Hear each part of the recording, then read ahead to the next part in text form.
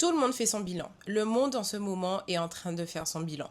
Certains font des posts Instagram avec de jolies photos, des chiffres alignés, des goals barrés en vert, des réussites qu'on met en vitrine.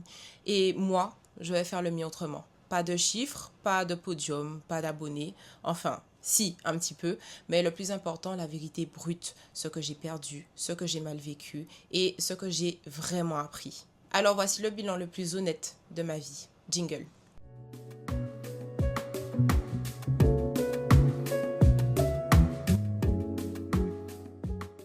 Hello et bienvenue dans ce tout nouvel épisode sur la chaîne New Body Mind, le podcast qui développe ta puissance physique et mentale. Aujourd'hui, je t'ouvre les coulisses de mon année sans filtre. Pas la version instagrammable, pas le storytelling de façade, mais la version brute, honnête, celle qu'on ne dit pas toujours à voix haute. Parce qu'on est nombreux à parler de nos réussites, mais très peu osent dire la vérité de ce qu'on a traversé pour en arriver là. Et c'est exactement ce que j'ai envie de faire ici dans cette vidéo avec toi, comme si je parlais à une amie. En ce moment, tu ressens peut-être le besoin de poser un vrai bilan, de comprendre comment transformer ce que tu as vécu en tremplin pour la suite. Je prépare actuellement une masterclass qui s'appelle Reset. C'est une expérience pour t'aider à réinitialiser ton année et repartir avec plus de clarté, de puissance et de direction. Et bien évidemment, ce ne sera pas une masterclass comme les autres car ce sera une immersion entre développement personnel, agrémenté de neurosciences et de psychologie pour hacker ton cerveau, comprendre tes schémas et te rendre compte de pourquoi tu es déjà en avance pour 2026. Alors si ça t'intéresse et que tu souhaites t'inscrire, rendez-vous en description et garde ça en tête parce que peut-être que l'épisode d'aujourd'hui te donnera justement le déclic de passer à l'action. Alors attache ta ceinture parce que ce n'est pas un épisode pour se flatter, mais c'est un épisode pour regarder les choses en face. J'ai longtemps cru que faire un bilan, c'était sortir une liste propre, bien rangée, presque une vitrine.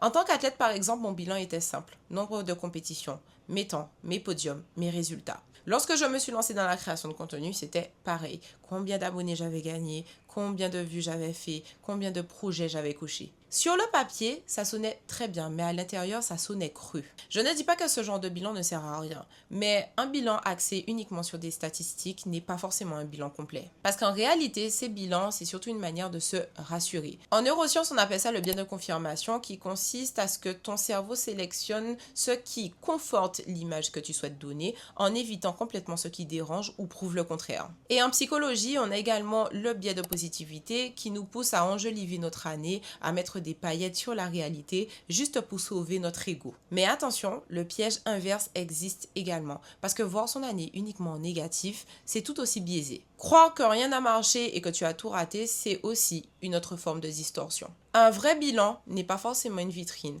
Un vrai bilan n'est pas non plus un tribunal. Un bilan, un vrai, il est inconfortable. Il te force à regarder aussi bien ce que tu as réussi que ce que tu refuses de reconnaître. Et ça, c'est quelque chose que je vais développer plus en profondeur dans ma masterclass Reset, mais aujourd'hui, je vais te partager une partie de ma vérité brute. Cette année, j'ai perdu.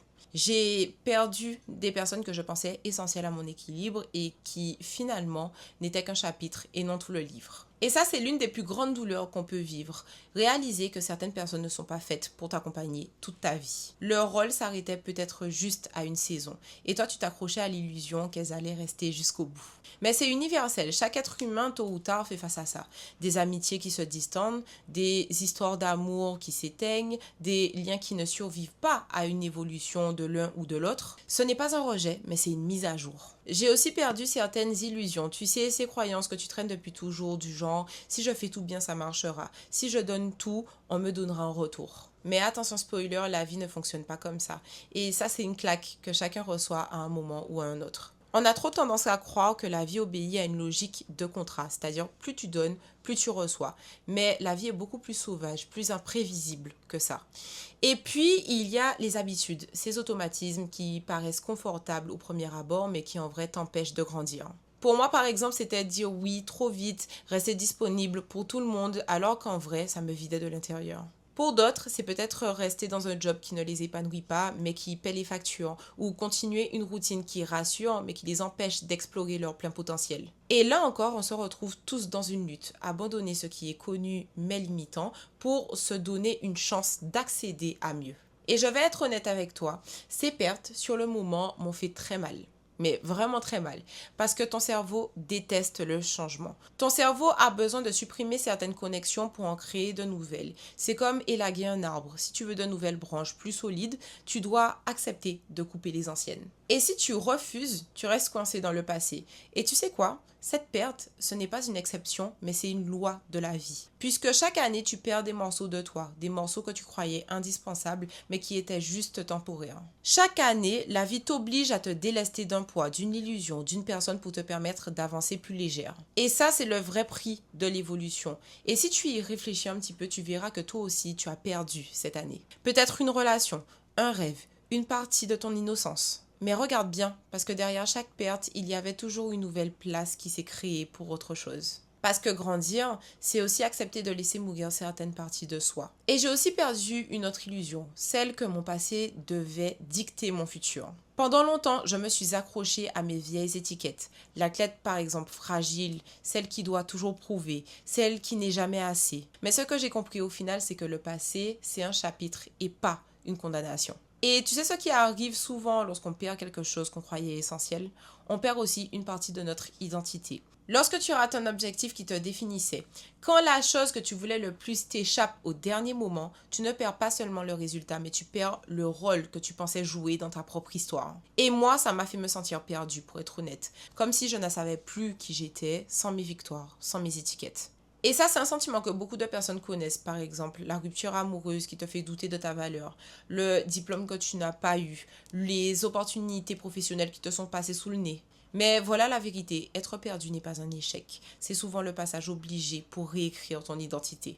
Parce que tant que tu restes accroché à ce que tu croyais être, tu ne peux pas devenir celle que tu es appelée à être. Et ça aussi, c'est universel. On croit tous que notre identité est figée alors qu'en réalité, elle est vivante. Elle évolue au rythme de nos pertes et de nos renaissances. Perdre ce que tu croyais être, c'est douloureux, mais c'est aussi la seule façon de découvrir qui tu es vraiment. Mais pour ça, tu dois te regarder en face et faire ton bilan en demi-teinte. Pour faire un petit peu écho à mon dernier épisode de podcast, voir la vie dans le gris que tu choisis, le gris lumineux et pas dans la recherche du blanc ou du noir absolu. Parce que dans la vie, tout n'est pas aussi simple que j'ai gagné ou j'ai perdu. La vie ne se résume pas à 2 colonnes comme dans un tableau Excel. Il y a aussi des zones grises. Par exemple, moi, j'ai eu un projet qui n'a pas marché du tout comme je l'espérais. J'avais mis de l'énergie, du temps, de la foi à l'intérieur et franchement, vu de l'extérieur, c'était clairement un échec. Mais en vérité, c'était révélateur parce que ce projet m'a obligé à apprendre à me repositionner, à comprendre ce qui comptait vraiment pour moi et ça, aucun succès immédiat n'aurait pu me l'apporter.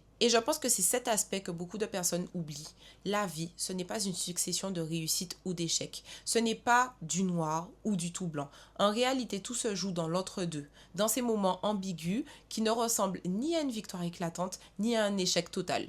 En psychologie et en développement personnel, on appelle ça le messy middle. Ce moment où tu n'es plus là où tu étais, mais pas encore là où tu souhaites être. C'est inconfortable, c'est brouillon, c'est frustrant, et pourtant, c'est là que se crée la transformation. Parce qu'entre l'ancien toi qui meurt et le nouveau toi qui naît, il y a forcément une zone de flou, une zone désordonnée. Et si tu ne passes pas par là, tu ne changes jamais vraiment. Et au fond, les zones de gris, on les vit tous. Tu n'as peut-être pas eu la promotion que tu voulais, mais tu as aussi découvert que ce job ne t'aurait pas rendue heureuse. Tu n'as peut-être pas gagné dans cette relation amoureuse, mais tu as compris ce que tu ne voulais plus accepter. Tu n'as peut-être pas atteint ton objectif sportif ou financier, mais tu as prouvé que tu pouvais tenir, persévérer. Et ça, c'est ta vraie victoire. Ça, c'est une victoire invisible. Universellement, ces zones grises sont les plus riches parce qu'elles nous obligent à arrêter de tout voir comme une équation réussite-échec et à comprendre que l'évolution se construit dans la nuance. Un bilan n'a de sens que si tu en fais quelque chose, sinon c'est juste un musée de souvenirs. Une vitrine où tu exposes ton passé, mais qui ne change rien à ton avenir. La vraie question, ce n'est pas qu'est-ce que j'ai vécu cette année, mais la vraie question, c'est qu'est-ce que je décide d'en faire maintenant. Et c'est à ce moment-ci que ça devient puissant. En psychologie, il existe un concept qu'on appelle la croissance post-traumatique. Ça veut dire que les chaos, les pertes, les échecs peuvent devenir des tremplins. Que parfois, c'est précisément dans les cicatrices que naît la plus grande force. C'est contre-intuitif, je le sais, mais c'est prouvé. Ce qui t'a brisé peut aussi devenir ce qui te propulse. Et c'est exactement ce que j'ai ressenti. À un moment, j'ai compris que mon bilan ne servait à rien s'il restait un constat. Il devait devenir une réinitialisation. Pas juste regarder en arrière, mais utiliser ce que j'avais appris pour repartir autrement. Et c'est exactement à ce moment précis que commence le reset.